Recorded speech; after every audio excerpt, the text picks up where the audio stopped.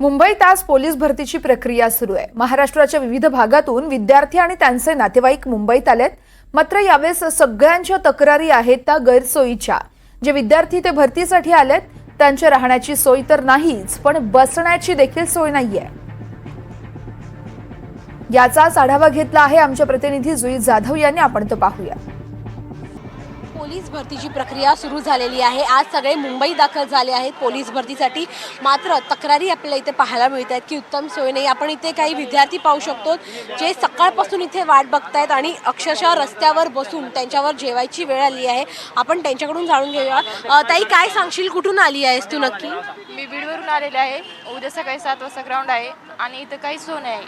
किती वाजता ग्राउंड आहे? उद्या सकाळी 5 चा टाइम आहे आणि आता इथं राहण्याची काही सोय नाही आहे।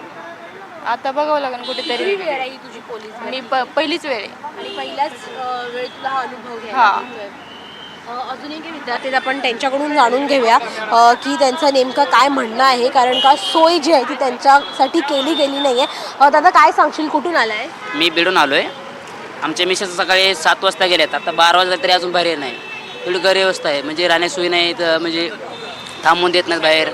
एवढं म्हणजे एकदम परिस्थिती एकदम बेकार आहे। पोलिसांतर्फे काही मदत केली जाते का? काहीच नाही सध्या। मध्ये म्हणजे त्यांना मध्ये पाणी पण नाही सोबत, त्यांना काही बॅग सोबत नाही।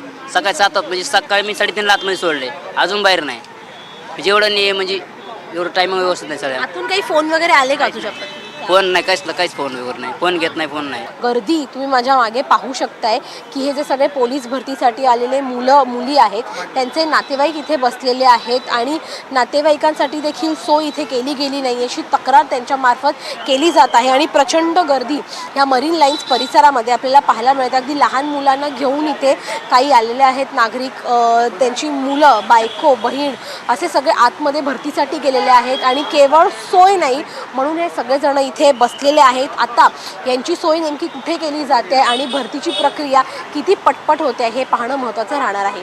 व्हिडिओ जर्नलिस्ट प्रतीक जाधव सह जुई जाधव, NDTV मराठी, मुंबई।